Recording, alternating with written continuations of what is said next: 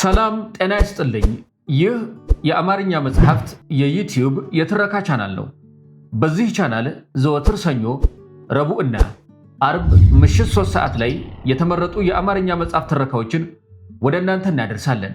በዛሬው የትረካ ሰዓታችን ፈረንሳዊው የአጫጭር ልብ ወለዶች ደራሲ የሆነው የጊደን ሞፓሳን ተወዳጁን ሥራ ወደ እናንተ እናደርሳለን። ጊደን ሞፓሳ በአጫጭር የልብ ወለድ ሥራዎቹ ዓለም አቀፍ ዝናን ያገኘ ተወዳጅ ደራሲ ነው። ከጊደን ሞፓሳ ተወዳጅ ሥራዎች ከሆኑት ውስጥ ዘ ዴቪል ወይም ሰይጣኑ የተሰኘው አጭር ልብ ወለድ እጅግ ከፍተኛ ዝናን አስገኝቶታል። ይህችን አጭር ልብ ወለድ መስፍን አለማየሁ ወደ አማርኛ መልሶታል። እስከ ትረካው ማብቂያ ድረስ አብራችሁን ቆዩ። ትረካውን ማድመጥ ሲጀምሩ ቪዲዮን ላይክ ማድረጎን አይርሱ። ቻናላችንን ሰብስክራይብ ካላደረጉ ሰብስክራይብ በማድረግ የቻናላችን ቤተሰብ ይሁኑ። እነሆ የጊደን ሞፓሳ ሰይጣኑ።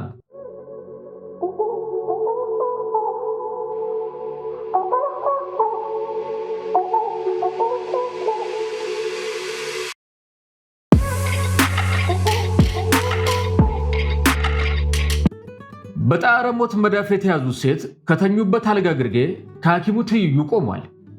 ገበሬው፣ ህመምተኛው አዛውንት ሁሉን ነገር ትተው ባልተረበሸ አእምሮ አልጋው ላይ እንደተንጋለሉ ሁለቱ ሰዎችን ትክ ብለው እያስተዋሉ ንግግራቸውን በጸጥታ ያደምጣሉ። የህይወታቸው ፍጻሜ ተቃርቧል። የህልውናቸው ቅራሪ እየተንጠፈጠፈ ነው። 92 ክረምቶችን ስላሳለፉ ሊሆንም ይችላል ፍጻሜያቸውን ሳያንገራግሩ የተቀበሉ ይመስላል። መስኮቱና በሩ ብርግድ ብሏል። የሐምሌዋ ጀንበር የጋለ ብርሃኗ ባልተስተካከለ ቡናማ የአፈር ወለል ላይ ታንቆረቁረዋለች። በአራት የገበሬ ትውልድ የእንጨት ሶል ተደቆ በጠጠረው የአፈር ወለል ላይ ለብ ያለ አየር ሽው ባለ ቁጥር የእርሻዎቹ ሽታ ወደ አፍንጫ ይሰነዝራል። በገረረች የቀትር ፀሐይ የታመሱትን ሳሮች፣ ስንዴና ቅጠሎች መዓዛ ዙሪያውን እየዞረ ዘው ይላል። ፌንጣዎች ለጆሮ በሚሰቀጥጥ ሻካራ ድምፃቸው የሚያንቋርሩት ዜማ መላውን ሰፈር ጢም አድርጎ ሞልቶታል። ከእንጨት የተሰራ የልጆች መጫወቻ የሚፈጥረውን ኳኳታ ይመስላል። ሐኪሙ ድምፁን ከፍ አደረገና ትሰማኛለህ ሆኖሬ? እናትህ በዚህ ሁኔታ እያሉ ብቻቸውን ትተህ መሄድ የምትችል አይመስለኝም። ከአሁን በኋላ በማናቸውም ጊዜ ሊሞቱ ይችላሉ አለው። ምንም ይሁን ምን ዛሬ ስንዴን ሳላስገባ አላድርም አለ ገበሬው በመነጫነጭ አይነት። ታጭኖ እዚያው ማሳው ላይ ከተከመረ ውሎ አድሯል። ደግሞ ከአሁኑ ወቅት የተሻለ የለም። ይህ አየር አንዴ ታመለጠ ስንዴ እንዳለ ጠፋ ማለት ነው። አንቺስ ምን ይመስልሻል እናቴ? አስተያየትሽ ምንድን ነው? ከሞት ጋር የተፋጠጡት አዛውንት ጭንቅላታቸውን በመነቅነቅ አንድ አይናቸውን ጠቀስ አድርገው በሐሳቡ መስማማታቸውን ገለጡለት። ልጃቸው ስንዴውን በፍጥነት እንዲያስገባና እሳቸውም ሞታቸውን በሰላም እንዲሞቱ ለብቻቸው እንዲተዋቸው በምልክት ገፋፉት። ሐኪሙ ግን በንዴት ቱግ በማለት መሬቱን አንዴ በእግሩ ደቃው። አንተ አረመኔ! እንዴት ብለህ እንዲህ ታደርጋለህ? እኔ እዚህ እያለሁ እሳቸውን ትተህ ስንዴ ዘንድ መሄድ ብሎ ነገር አይሞከርም። ይገባሃል እምለው? ይህን ደግሞ ዛሬ የግድ ስንዴን ማስገባት አለብኝ ካልክም መጀመሪያ እማማ ራፔን ጠርተህ እናትህን እንዲጠብቁ ማድረግ አለብህ። የምልህ ሁሉ ግልጽ ነው። የምነግርህን አልሰማ ካልክ ግን አንተም በተራ ታመህ ስትወድቅ ዞር ብዬ እንደማላይህ እወቅ። የውሻ ሞት እንድትሞት ነው ማደርግህ። ገባህ? ገበሬው ከሲታና ቀውላላ ከእንቅስቃሴው ሁሉ ቀርፋፋና ጎታታ ነው። የሐኪሙ ድንፋታ በፈጠረበት ሽብር ልብ ውስጥ ባሸመቀው ስስት መሃል እየዋዠቀ ሐሳቡ ሁለት ላይ ተገመሰ። ውሳኔ መስጠት ተስኖት ሲያወጣ ሲያወርድ ቆየ። ብዙ ካሰላሰልና ካመነታ በኋላ በመጨረሻ የሞት ሞቱን ለመሆኑ እማማ ራፔ ስንት ያስከፍሉኝ ይሆን አለ፣ አፉ ሁሉ ተሳስሮ። እሱን እኔ እንደ ብዬ ያውቃለሁ አለው ዶክተሩ በጩኸት። የገንዘቡን ብዛት የሚወስነው ሴትዮ አገልግሎት የሚሰጡበት ጊዜ መጠን ነው። ለማናቸውም ሂድና አነጋግራቸው። ስለ ክፍያው ስለሙኑም ሁለታችሁ ተስማሙ። ይህ የኔ ጉዳይ አይደለም። በእኔ በኩል የምፈልገው እማማ ራፔ በአንድ ሰዓት ጊዜ ውስጥ እዚህ መገኘታቸውን ብቻ ነው። ገበሬው ቆረጠ። እሺ ዶክተር፣ እንዳሉት አደርጋለሁ። ግን እባክዎ አይቆጡ፣ አሁኑኑ እሄዳለሁ አለ። ግን ልብ አድርግ ሰውዬ፣ እኔ ዞር ስልልህ ሐሳብን ብለውጥ ኋላ ጠብህ ከኔ ጋር ነው። ቃሌን የምበላ ሰው እንዳልመስልህ አለ ሐኪሙ ከቤት ወጥቶ መንገድ ከገባ በኋላ ድምፁን ከፍ አድርጎ። ገበሬው ብቻውን ከእናቱ ጋር መቅረቱን ሲያረጋግጥ በፍጥነት ወደ አልጋው ተጠግቶ በይ እንግዲህ ሐኪሙ እንዳዘዘኝ እማማ ራፔን ለመጥራት መሄዴ ነው፣ እስክመለስ ንቅንቅ እንዳትይ አለ። እናም ከቤት ወጣ። እማማ ራፔ የሚተዳደሩት የመንደሩን ነዋሪዎች ልብስ በመተኮስና አስክሬኖች እስኪቀበሩ ድረስ ቁጭ ብለው እየጠበቁ በሚያገኙት ገቢ ነው። እረፍት የሚባል ነገር አያውቁም። የአንዱን ሟቲ አስክሬን ገንዘው ሲያበቁ ወዲያውኑ የአንዱን ሕያው መንደርተኛ ልብሶች ወደ መተኮስ ይሸጋገራሉ። ግን አርጅተዋል። ከዛፉ ላይ ሳይነሳ ዓመት እንዳለፈው ፍሬ ተጨማደውና እንደ ከዘራ እጀታ ከወገባቸው በላይ ተቆልምመው ለሚያያቸው ዘውትር በሚያከናውኑት ልብስ የመተኮስ ሥራ የተነሳ አከርካሪያቸው የነከተ ይመስላል። በዚያ ላይ ሸረኛና ቆርቋና ናቸው። ይበልጥ የሚገርመው ግን መሞት የጀመሩ ሰዎች ስለሚደርስባቸው ጣዕር ያላቸው ጥልቅ ፍቅርና ልዩ ስሜት ነው። ከማንም ሰው ጋር ጭውውት በሚያደርጉ ጊዜ ሁሉ በየጊዜው ሲሞቱ ስለሚያዩቸው ሰዎች ሁኔታ ከማውራት በቀር ሌላ ጉዳይ ያነሳሉ ማለት ዘበት ነው። በዓይናቸው በብረቱ ስለተመለከቱት የተለያዩ አይነት አሟሟቶች ማውጋት ደስ ይላቸዋል። ስለ እያንዳንዱ አይነት የሞት ጣዕርና ስቃይ ሁኔታ አብራርተውና ልቅም አድርገው ለብዙ ጊዜያት እየደጋገሙ በዝርዝር ሲያወሩ ቅንጣት ቃል ይስታሉ ወይም ይለውጣሉ ማለት ዘበት ነው። ልክ ስፖርተኛ ዘወትር ስለ ውድድር ጀብዱ ሲያወራ እንደሚያደርገው ሁሉ ኦኖሬ ቦንታም ወደ መኖሪያ ቤታቸው ሲገባ አንድ ጨርቅ ከላይ እየነከሩ ነበር። እንዴት ዋሉ እማማ ራፔ አለ። ኑሮ እንዴት ይዞታል? ማንነቱን ለማረጋገጥ ፊታቸውን ወደ እርሷ ዞሩ። ምንም አይል፣ ደህና ነው። አንተስ እንዴት ነህ? ደግ ነኝ መቼም፣ የእናቴ ነገር እንጂ እኔስ ምንም አለል። እናትህ ምን ሆኑ? አይ እንግዲህ መሰናበቷ ነው መሰለኝ። ባልቴቷ እጃቸውን ከውሃ ውስጥ አወጡ። ሰማያዊ ቀለም ያላቸው የውሃ ጠብታዎች በጣቶቻቸው ላይ ኮለል እያሉ ሳፋ ውስጥ ተንጠባጠቡ። እስተዚህ በጠና ታመዋል እንዴ? አሉ ስለ ጉዳዩ ይበልጥ አጥርተው ለማወቅ ያላቸውን ጉጉት እያሻቀበ። ሐኪሙማ ዛሬም አታድርም ብሏል አለ። እንዴት ሆነማ አልቆላችኋል ማለት ነው። ኦኖሪያ መነታ። በአእምሮ ውስጥ የሚያብሰለስለውን ሐሳብ ከመዘርገፉ በፊት ጥቂት የመንደርደሪያ ቃላቶችን ለመወርወር ፈለገ። ግን ምላሱ ላይ ምንም ነገር አልሰበሰብልህ ስላለው የመጣበትን ጉዳይ በቀጥታ ዘረገፈው። ለመሆኑ እስከመጨረሻው ቁጭ ብሎ ለመጠበቅ ምን ያህል ነው የሚፈልጉት? መቼም እንደሚያውቁት እኔም እንዲያው መባተል እንጂ እስከዚህም የሞላልኝ ሰው አይደለሁም። የቤቱን ውስጥ ስራ የምታግዝ ገረድ እንኳን ሳልቀጠር የኖርኩት በዚሁ የተነሳ ነው። ምስኪን እናቴንም ያለ ዕድሜዋ አዋድቆ ለዚያ በቃት ይኸው ነው። የሥራና የሐሳብ ብዛት። ልብ ይበሉት እስቲ፣ አሁን ዕድሜዋ 92 ሞልቷል፣ ግን የምትሰራው የ10 ሰው ሥራ ነው። ባልቴቷ ለጥያቄው መልስ ሲሰጡ ትንሽ ኮስተር አሉ። መቼም እንግዲህ ሁለት አይነት ታሪፍ ነው ያለኝ። ለሀብታሞች ሲሆን ለቀን 2 ፍራንክ፣ ለሌሊት 3 ፍራንክ፣ ለሌላው ህዝብ ደግሞ ለቀን 1 ፍራንክ፣ ለሌሊት 2 ፍራንክ ነው። እናንተ መቼስ ይሁን ግድ የለም በአስተያየት በሁለተኛው ፍራንክ ትከፍለኛለህ። ገበሬው ባለበት እንደቆመ ጉዳዩን ደህና አድርጎ አሰበበት። እናቱን ጥሩ አድርጎ ያውቃቸዋል። ማናቸውንም ነገር የመቋቋም ጥንካሬያቸው የቱን ያህል እንደሆነ ያውቃል። ሐኪሙ እንዳለው ሳይሆን እስከ 1 ሳምንት ሞትን ተጋትረው ሊቆዩም ይችላሉ። የለም እንዲህ ያለ ሂሳብ አያዋጣም።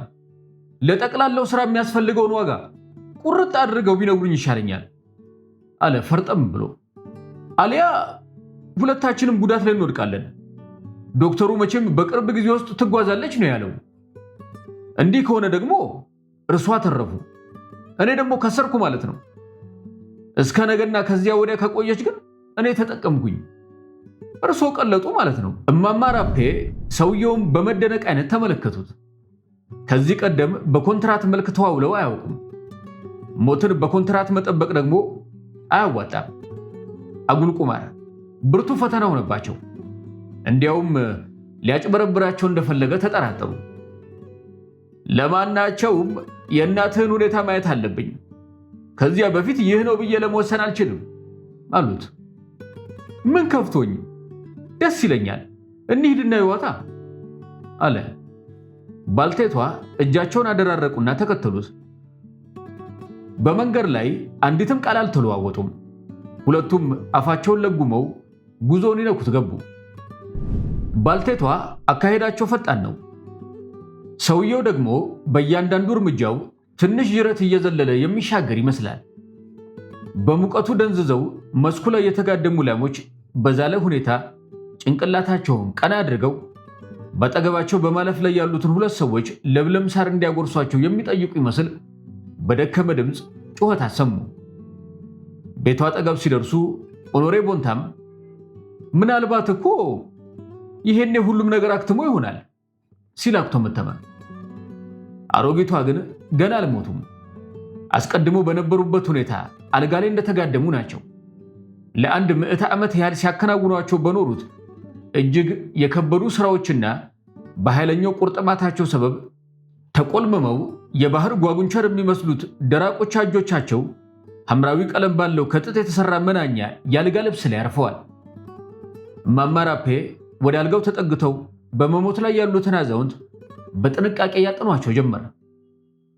የአምባር ሞያቸውን በጣቶቻቸው አንቀው የደም ንዝረታቸውን አዳመጡ። መዳፋቸውን ደረታቸው ላይ ጣል አድርገው የልባቸውን አደላለቅ፣ ወደ አፍንጫቸው ቀረብ ብለው ደግሞ የትንፋሻቸውን መርገብገብ አዳመጡ። ስለ ድምፃቸው ሁኔታ ለማወቅ እንዲረዳቸው ጥቂት ጥያቄዎችን አቀረቡላቸው። ከዚህ በኋላ እንደገና ለረጅም ጊዜ ባንክሮ ሲያጠኗቸው ከቆዩ በኋላ ቤቱን ጥለው ወጡ። ኦኖሬ ተከተላቸው። አሮጊቷ ጀንበር እስክትጠልቅ እንኳን እንደማይቆዩ በፍጹም እርግጠኛ ሆነዋል። እማማ ራፔ እና ታዲያስ አለ ገበሬው። መቼም ካሁኑ በኋላ እንደምንም ብለው 2 ቀን ይቆያሉ። ምናልባትም ከበረቱ 3 ይሞሉ ይሆናል እና ለዚህ ሁሉ ጊዜ ጥበቃ በጠቅላላው 6 ፍራንክ ትከፍለኛለህ አሉ እማማ ራፔ ለጥያቄው መልስ ሲሰጡ። 6 ፍራንክ? ይቀልዳሉ ወይስ የምሮን ነው? አለ በጩኸት። እንዴት ብሎ ነው 6 ፍራንክ? ያሞታል ወይስ ጤነኛ ኖት?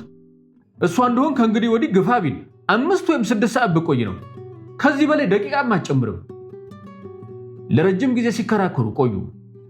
በገትጋታነት አንዱ ከሌላው አይተናነስም። በመጨረሻው እማማ ራፔ ስራውን አልፈልግም ብለው ወደ ቤታቸው ለመሄድ ማንገራገር ጀመሩ። ያ የተሳሳለት ጊዜ ያለምንም ቁም ነገር እየነጎደ ነው። ስንዴው እንደሆነ እንደ ሰው ብድግ ብሎ ጎተራ አይገባም። እናም አኖሬ በመጨረሻ ተረታ። ባልቴቷ በጠየቁት መሰረት ለመክፈል ተስማማ። መቼስ ምን ይደረጋል፣ ይሁና 6 ፍራንክ። ግን አስክሬኗ ወደ ቀብሩ ቦታ እስኪወሰድ ድረስ ነው ውለታችን አለ። እሱም የታወቀ ነው፣ ብቻ 6 ፍራንክ አሉ እማማ ራፔ። የጀመሩት ንግግር ካፋቸው ወጥቶ ሳያበቃ አድማው ላይ እንደተሰጠ ኃይለኛ የፀሐይ ሙቀት ወደሚወርድበት የስንዴ ምርቱ ሽምጥ ጋለበ። ባልቴቷም ወደ ቤት ተመልሰው ገቡ። የእጅ ሥራ ቢጤ ይዘው ስለነበር ያንም መተብተብ ጀመሩ።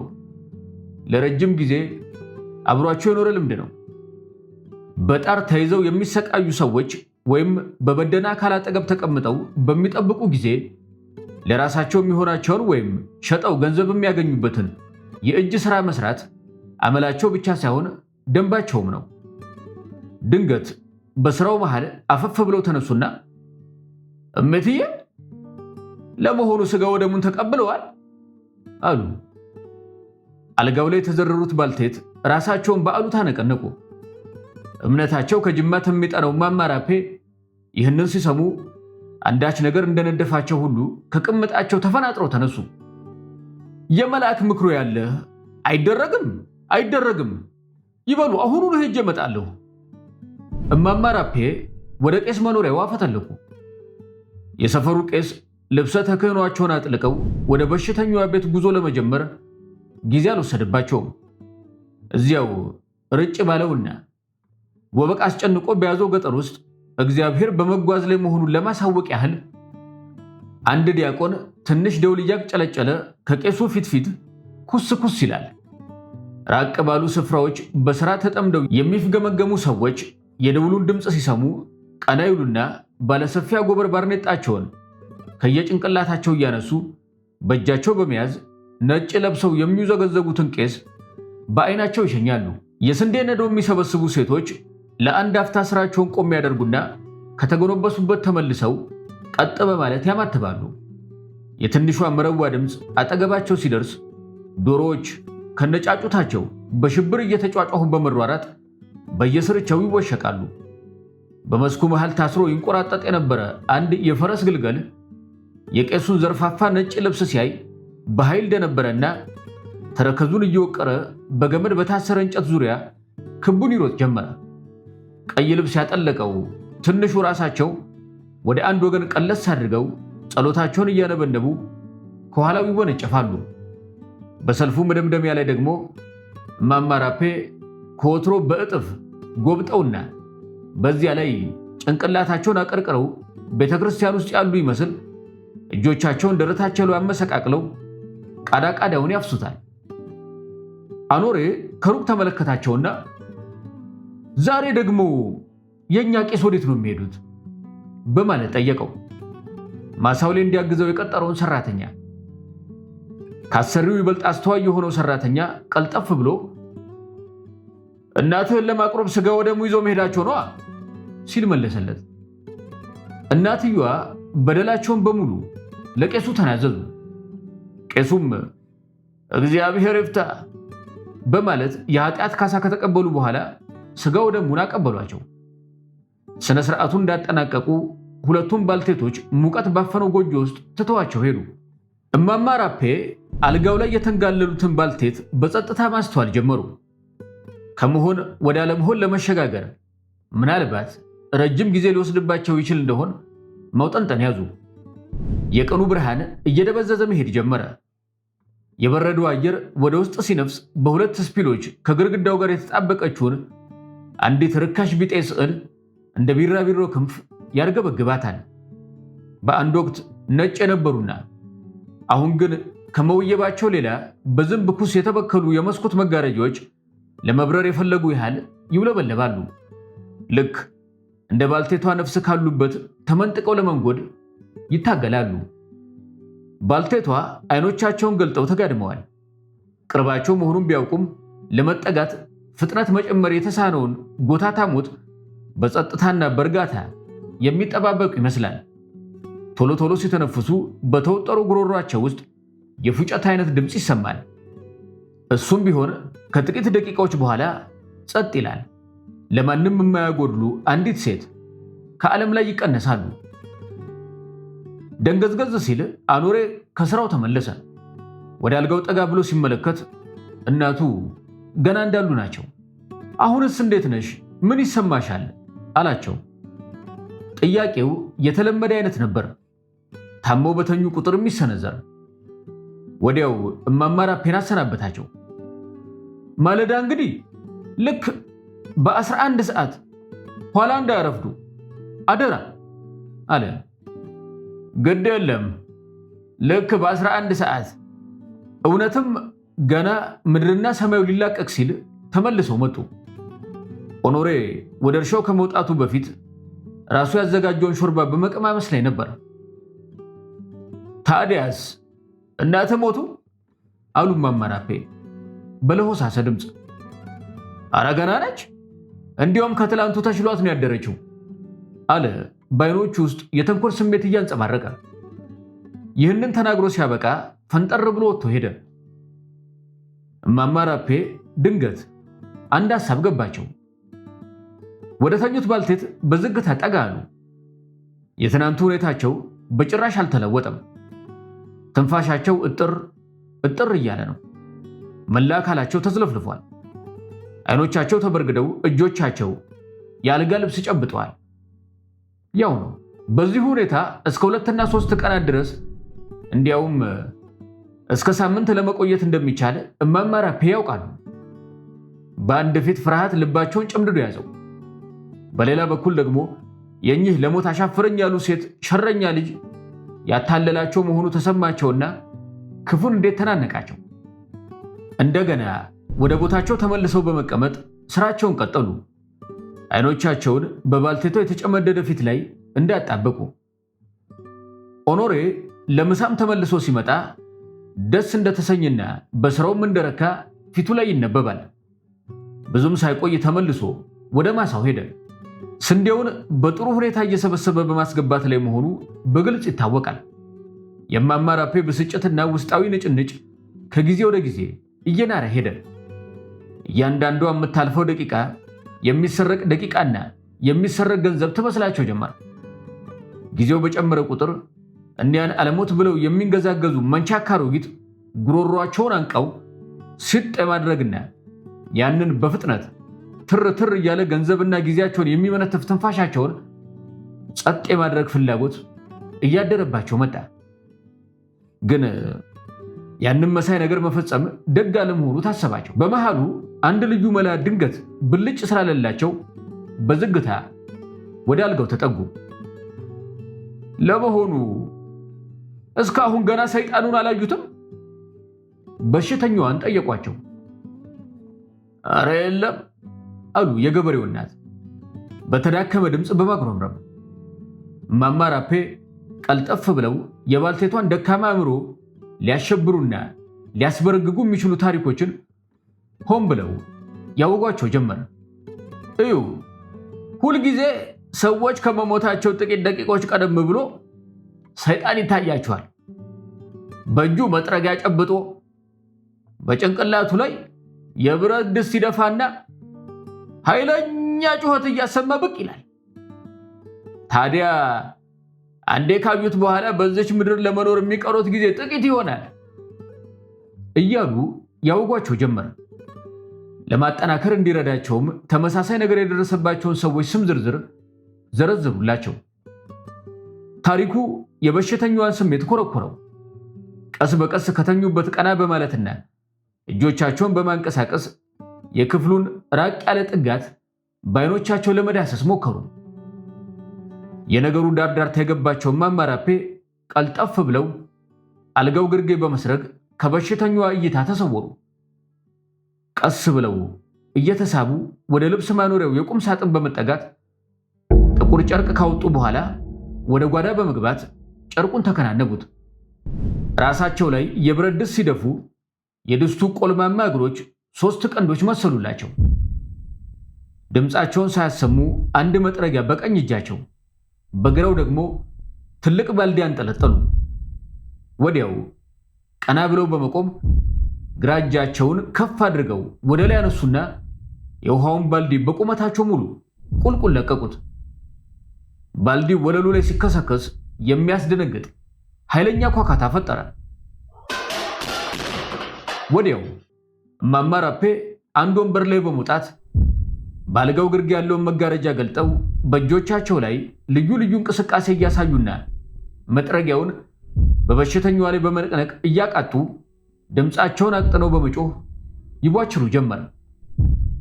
አልጋው ላይ የተዘረሩት አሮጊት ጠጉራቸው በድንጋጤ ቆመ። አይኖቻቸው ብልጥጥ ብለው ከመኝታቸው ተነስተው ለመሮጥ ይፍገመገሙ ጀመር።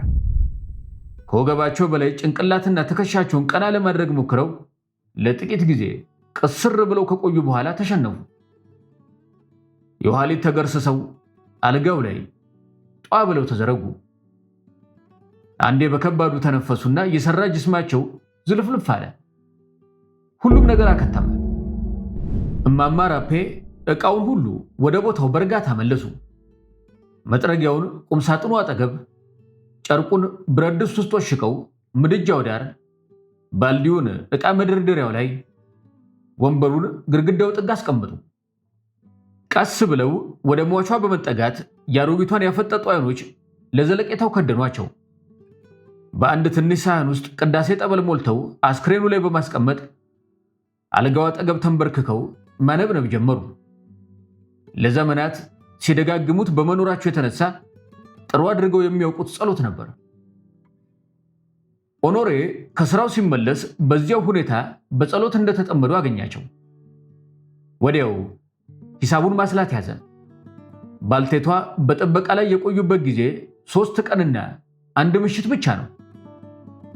እንደሳቸው ታሪፍ ቢሆን ኖሮ መክፈል የሚገባው 5 ፍራንክ ብቻ ነበር።